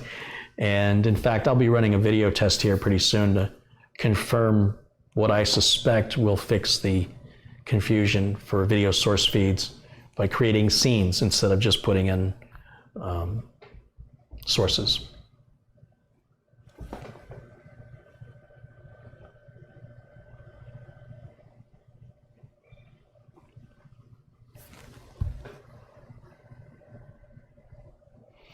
And Mitch says, oh, Mitch is there. Hey, Mitch.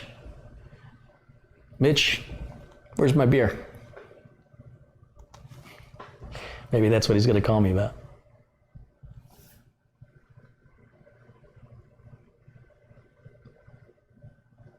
Mitch and I will, you're going to see Mitch again. We'll just leave it at that. Heavy Sonic Jeffrey is encouraging people to like the video. Listen, this video is not going to be made available after, so it doesn't matter if they like it or not. I'm going to extract out the very beginning where I talk about the dangers of looking for free technical support, especially when you're calling over the phone. You're probably calling a scammer. And then the second thing was the second issue I was addressing involving the topic of the video, should you take advice from an entertainer? And that again came up because when people were getting outraged about this false allegations against the big tech YouTubers about them supposedly charging booths, it's a hard word. I'm trying to think of something else, like Porky Pig. What's the word, another way to say it?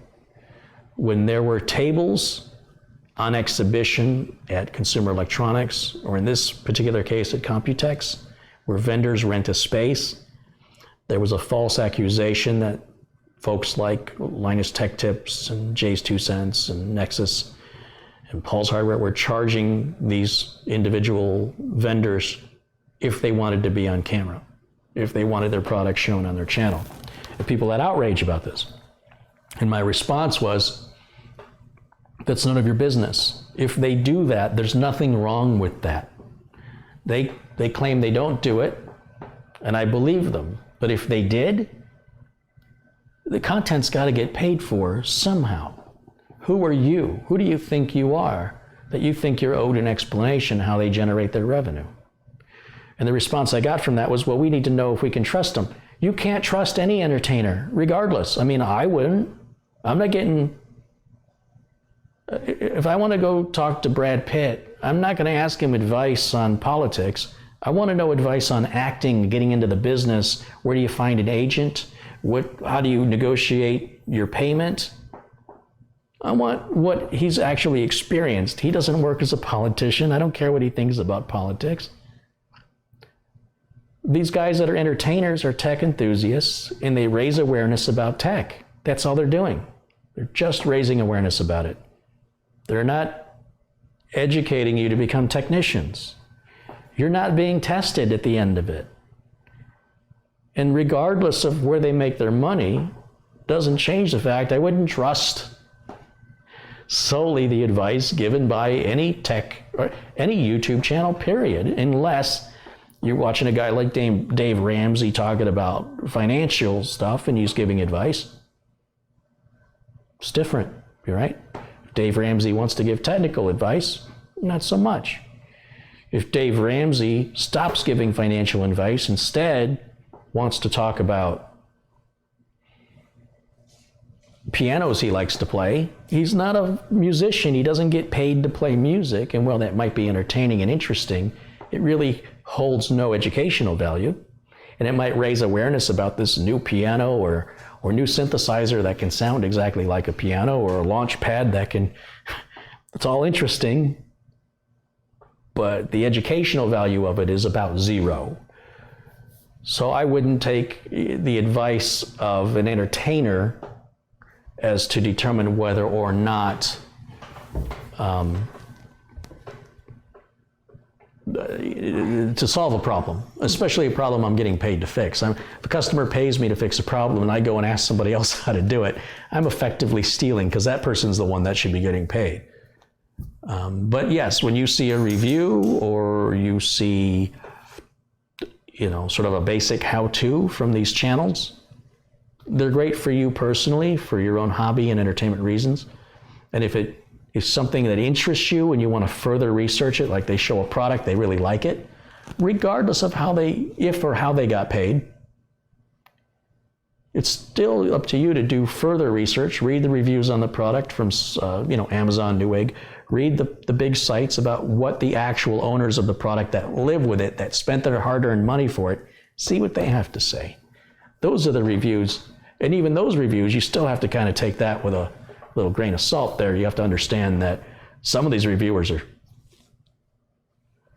have unrealistic expectations. Some of them punish the manufacturer because a product arrived broken because the mail carrier drop-kicked it to their front door. That's not the manufacturer's fault. And yet other reviewers are open and honest and explain both the pros and the cons. I personally, when I review a product, I feel like if I can't find something wrong with it, I'm not doing my job. I can find something wrong with just about anything. And I feel like that's my job to do that. Ideally, a good product will have much more good than bad. But if somebody doesn't mention any bad at all, I wouldn't trust it at all. And if they did mention some bad, I would feel it was more authentic, but I still wouldn't trust it 100%. I would still back it up with my own research.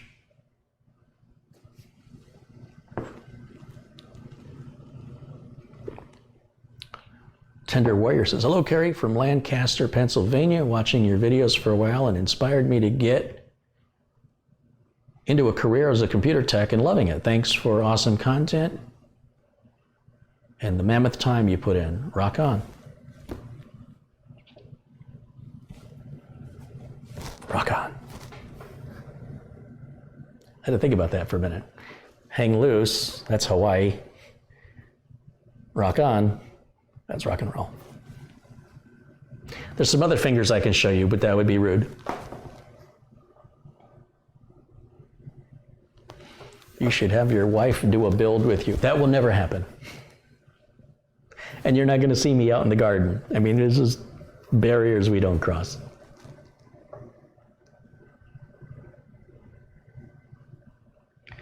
Are there going to be any more videos with you wearing funky disco shirts? Hey, you never know. You never know. Love the Lag says, I love the case badge, Carey. Just want to thank you for the videos over the years, and you inspired me to build my own, and just wondering where I should send my pictures to. Well, when I responded to you when you submitted your donation and I asked you for your email address, or not your email, I asked you for your shipping address, you should respond to that with your pictures. Or you can friend me on Facebook and publish your pictures right on my Facebook page. And tell us a little about your build. Tell us, what are your parts? What did it cost you? Why did you select those parts? What do you use the computer for? What did it cost you? You don't have to be exact. And if it was your first build, was something harder than you thought it would be? Was something easier than you thought it would be? And would you do it again? And combined with the pictures, it'll inspire others.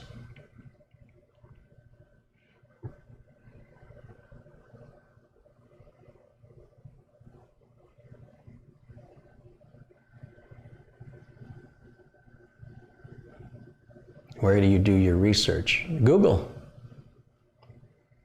I don't go to a movie anymore without Googling the title of the movie with the word review, and I'll hit Rotten Tomatoes, which is a great sort of assessment of all the reviews. If I'm looking to cook something, I go to Google and look for the recipe, and I'll scroll through different recipes till I find one that looks and sounds right. If I'm looking for products, again, Google. Read the reviews where you would buy the product. For me, that's Amazon or Newegg most of the time. And especially when you see infomercials on TV and they make a product sound wonderful. There's this MyPillow thing that's being advertised. I was in Walmart the other day and they were selling it at Walmart. You want $50 for one pillow. And if you believe the commercial, shut out to $50. What are you thinking? This is a no-brainer. But the commercial is very manipulative. Is the commercial exaggerating? So I would go to Google and say, is MyPillow worth buying? Is MyPillow worth $50? Something along those lines, and see what actual owners of the pillow have to say. If the pillow was 2 for $50, I might just buy it and see for myself. But one pillow for $50, I can get a nice down pillow, a real down pillow for $50. Versus some mysterious stuffing in this MyPillow. But those ads on TV, boy, that makes you want to have one if you assume everything they're telling you is true. And do you think they're getting paid to say those things? Of course they are. But even if they weren't, I would still repeat this process regardless. And the same holds true with hardware. Read the reviews on Amazon, read the reviews on Newegg. Buying a car, I'll look at Consumer Reports. A lot of people don't like Consumer Reports. I like it. They don't accept any advertising. I believe they are 100% unbiased. Some people question the methodology that they use by asking owners because they don't think owners are educated enough to be fair. But that doesn't matter if the owners are fair. If an owner feels ripped off, I want to know about it and I want to know why. And I'll make that determination. Because if there's an overwhelming number of ignorant owners who feel ripped off, and that's why you don't like Consumer Reports, because you don't think that result is accurate, find another source. But for me, it's good enough. They don't like Dyson vacuum cleaners and Consumer Reports. With the dogs, we get a lot of dog hair. We would buy a vacuum cleaner every year, every single year, a brand new vacuum cleaner, because they would break from the dog hair. So Dyson has a $600, or they had, I don't know what they have anymore, a $600 vacuum cleaner called Animal, and it's designed for dog hair. And $600 is a lot of money for a vacuum. The vacuum cleaners I was buying were $100 a piece, but if I'm buying one every year, if I buy a $600 Dyson, it can last 6 years. I've broken even. Well, I'm happy to report it's been more than 6 years, and we did need one part. Something happened. Dyson sent it without asking for any verification. They just, boom, sent it. My kitchen faucet was $250, and when the hard water in Arizona finally plugged up I forget what it's called. That's not a diffuser. The little cartridge in it. I called the manufacturer and they sent me the whole piece free of charge. That's why I'm such a big promoter of not buying the most expensive thing, but you're not going to get that kind of service and care when you buy the cheap stuff. And I would rather pay a little bit more money and have that peace of mind and know the manufacturer is going to back me up. I mean, so long as they stay in business, which they should if they make a good product, they're going to back me up if I have any problems. Years from now, not tomorrow, not next month, but years from now, they're still going to be there. And when a company doesn't do that, like my refrigerator, it was probably one of the worst refrigerators I've ever owned. It is singly the very most expensive refrigerator I've ever bought in my life, and that's because GE, who makes it, they made a refrigerator I bought, very basic refrigerator, and it was great. We kind of outgrew it and bought another GE because why not? The other one was great. So when we bought the house, we needed a new refrigerator. I said, let's go all out. Let's get the best one we can get. And I associated that by, if I'm paying more, I'm getting more. This refrigerator goes through an ice bucket. Every year and a half, the ice bucket breaks. I've never had that problem with any refrigerator before. And then GE denies that it's a problem. And how am I breaking an ice bucket?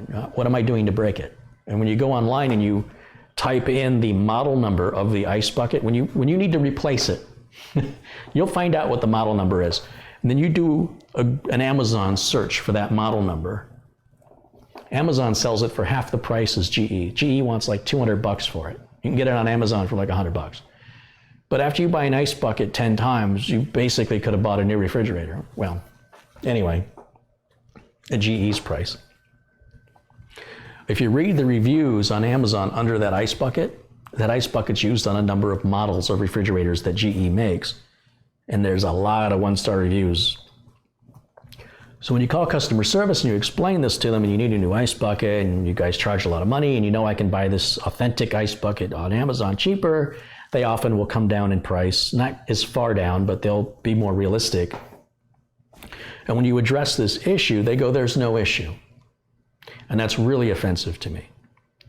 Because corporations in America are so scared of a lawsuit. If they admit there's an issue, they will be sued. So they deny it. And if it gets sued, even during the denial, they'll settle out of court without admitting any wrongdoing. So that's the game corporations play. So what I simply told GE was, on my 4th or 5th ice bucket I've got now, I've taken my label maker and I've put the exact date and year on it. And when it breaks, and it will, I'm going to call customer service again. And I'm going to say, here we go, just like I told you. And maybe it's time to look at Samsung or LG because I think they're hungrier than GE. And they're not so quick to, when a company gets so big, they tend to be more dismissive and uncaring. So you go to a smaller company that's hungrier and you get better quality product. And I guarantee you, I will not be buying another GE refrigerator. I was going to buy a GE stove. I ended my oven there is an LG. My washer and dryer are LG. And I might be looking at LG for a refrigerator. My dishwasher is made by KitchenAid. And I've told this story before where I had a Whirlpool washing machine and it was a piece of junk and I promised and vowed never going to buy Whirlpool. I had a Whirlpool refrigerator that was junk and a Whirlpool washing machine that was junk. And I'm done with Whirlpool. I saw this KitchenAid dishwasher, was cheaper. It was a floor model, it was discounted and it didn't work, but I bought it and under warranty had it repaired. It's been working great ever since. And I paid almost half price for it. And it's a great dishwasher, probably the best dishwasher I've ever owned. When I found out that KitchenAid is the high-end Whirlpool, I was very embarrassed.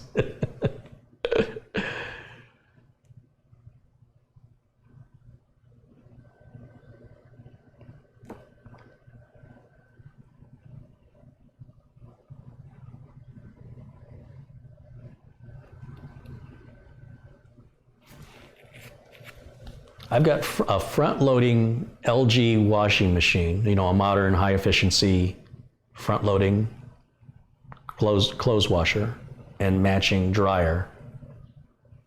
And I bought them many years ago on a Black Friday for $200 a piece. And they're solid. Now, I don't have a big family, so they're not huge. They don't have a large capacity. Actually, the dryer's got a pretty good capacity, but the washer, it's perfect for us. And I would like to replace it with one that's got a little more bells and whistles and features, but it's hard to justify because it just works so well. I'd hate to replace it to get one that doesn't work well, But when it's time, I'll be looking at LG again for a washer and dryer. And when I get finally fed up with this refrigerator, I've had the plastic drawers just crack and break. And thank goodness for eBay where I can buy the drawers, because between replacing the drawers and replacing the ice bucket, I'd be into $1,000 in parts on that. And the washing machine, the dishwasher, the two trays that come out to hold the dishes, they all started to rust.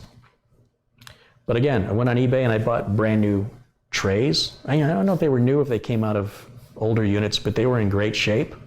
And I had to move the wheels. I had to move some of the plastic parts off of my old ones. I think I spent $50 or $60. Good to go. No more rust. Problem solved.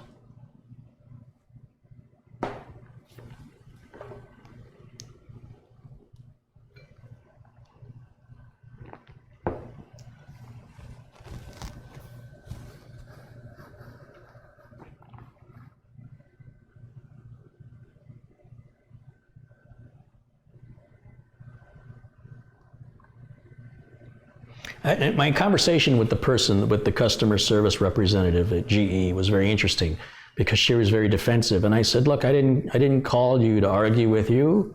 I'm just stating fact. There's a problem with these ice buckets. And when she said, no, there isn't, that's when I got offended. You cannot point at something that's clearly there and tell me it's not there. There's an old expression, don't pee on my leg and tell me that it's raining. You cannot sit there, stand right in front of there's a black helicopter. That's what they did on South Park. Look at that black helicopter. Oh no, that's a pigeon. It's offensive to treat me like such an idiot.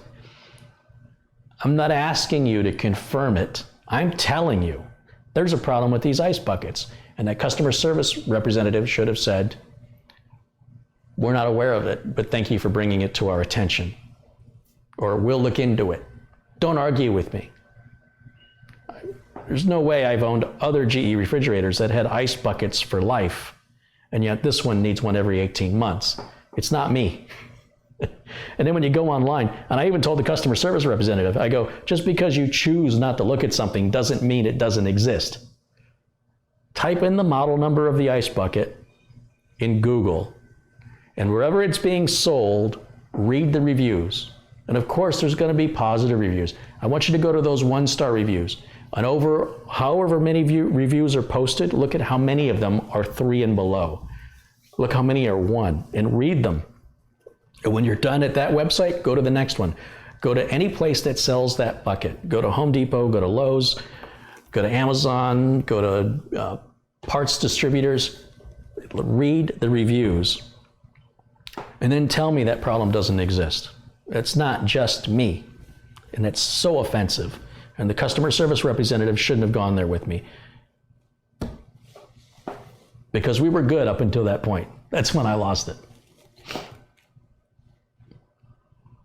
And she did a good job right up until that point. So when I left her a review, because they do that survey, I just said, she was great all the way until the end. And then at the end, when she denied a reality, that offended me. But otherwise, she did a good job. So if she just wouldn't have entered into that discussion, we would have been fine. And I'm hoping they take from that they'll teach their customer service representatives not to debate with the customer. If you think the customer's crazy and making stuff up, just say, we'll take a note of it and leave it. Just leave it.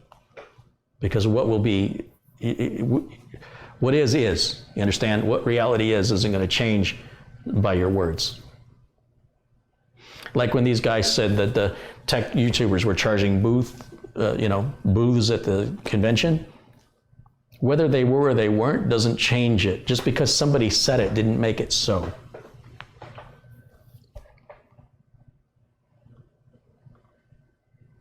Your GE ice bucket has a flaw from the factory. The plastic becomes brittle, and plus the ice going around breaks it. So the ice bucket has an auger that turns, and my theory is that the ice gets so heavy, and because it's just the two of us, we don't have a bunch of kids and stuff using the ice maker all the time, that the ice gets heavy and then it all sticks together, and then the auger is trying to turn and move the ice, and over time it breaks the weld on the auger and it won't spin anymore. Other times what happens is you can go to get the crushed ice out of the door of the refrigerator, and little bits of plastic will go into your glass. I don't think that's healthy. I don't think you're supposed to be ingesting a petroleum-based product. I'm pretty sure that's carcinogenic. But be that as it may, after my third or fourth ice bucket, I decided I will empty the ice out of it once a month. Besides, ice starts to taste bad anyway, and that'll at least keep the weight off of the auger. And that ice bucket still broke. Same exact problem, the auger still broke. And yet I don't see those reviews on Samsung and LG refrigerators with regards to their ice buckets.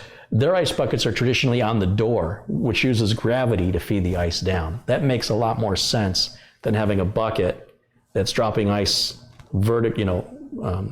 using gravity to sit on top of the auger. But anyway, it's a bigger ice, but it holds more ice than the ones in the door.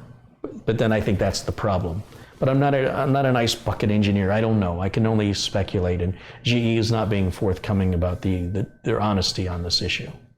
But anyway, it's just my point that if you asked me about it, I'd tell you not to buy it. Now, should you take that advice? Not in and of itself, no. You should do your own research and make up your own mind if that's important to you or not, or if you think you're likely to be affected by that, and if you were, how you would feel, especially compared to other similar models in that price range from other manufacturers. Or hell, even from the same manufacturer, quite honestly. Not one manufacturer necessarily makes all bad products, but usually a manufacturer will have a bad product or two. Seagate's had a number of hard drives of certain models that were unreliable, as has Western Digital, Hitachi, and pretty much every hard drive manufacturer, but not the entire line is affected. The difference is how the company responds. If GE said, we apologize for that and we'll send you a free ice bucket, great. But when it's costing me $100, $150 every single time, you start wondering, at what point have I bought 2 refrigerators? What brands do you recommend for home appliances? Well, if you'd asked me this question 10 years ago, I would have said GE. Now, I'm saying LG and Samsung, all the way. I have friends that have Sub-Zeros, very expensive to fix, and I don't understand why somebody would spend that much money. I think they care more about what people think. I don't necessarily believe you're getting more for your money on a Sub-Zero. Very expensive. I like the industrial look and feel of a Viking stove, or what's the other one? Begins with a T. There's Viking and anyway, they're commercial quality. Anything that's commercial quality I like, because it tends to withstand a lot of abuse, is easy to clean, it doesn't have any fragile parts that break off. One thing I don't like about my LG oven there are those knobs have little plastic in them, and the plastic keeps breaking. LG's already replaced all the knobs once for me for free, and I've got another couple of broken ones, and I haven't gotten around to contacting them. The knobs still work. Well, actually, I replaced one of the knobs with one that doesn't actually belong there. There's different knobs for different burners. It's not rocket science to turn the knob. I don't care what the knob says, but the OCD in me wants the right knob on there, and it shouldn't be breaking. So, but it's a minor thing to break. It doesn't prevent me from cooking. It doesn't, when the ice maker breaks, it's a pretty big deal here in Arizona.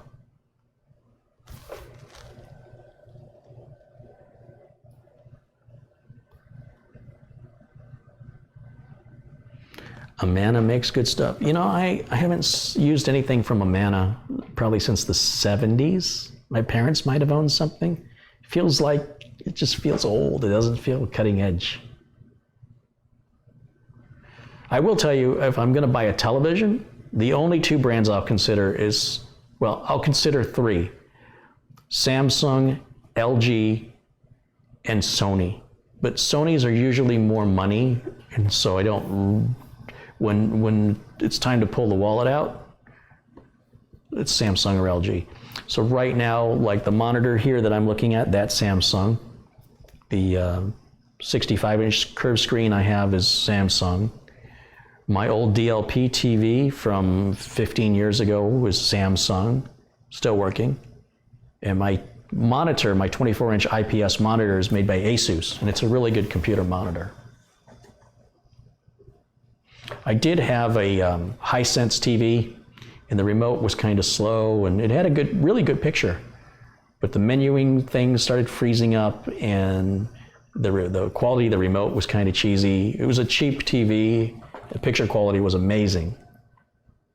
But I'll tell you who I won't buy. I won't buy a Vizio. Never buy a Vizio. No. Slow, bad picture quality. It's cheap. If you want the cheapest thing, go buy your Vizio. Hisense is also really cheap. So if you have lower expectations or it's just not that important to you, you'll be fine with them. But for me, I don't mind spending a few extra dollars to get better picture quality, faster response time, and trying to reach Hisense for support is a joke. Versus if you try to reach Samsung or LG or GE, at least you can talk to somebody,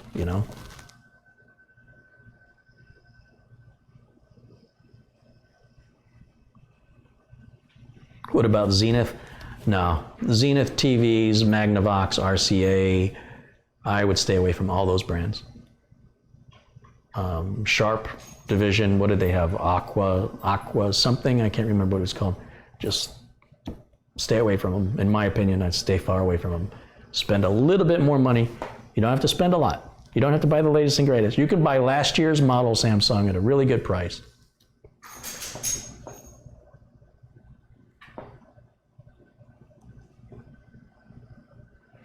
Desert environments are bad for all electronics. Well, it does get dusty, yeah.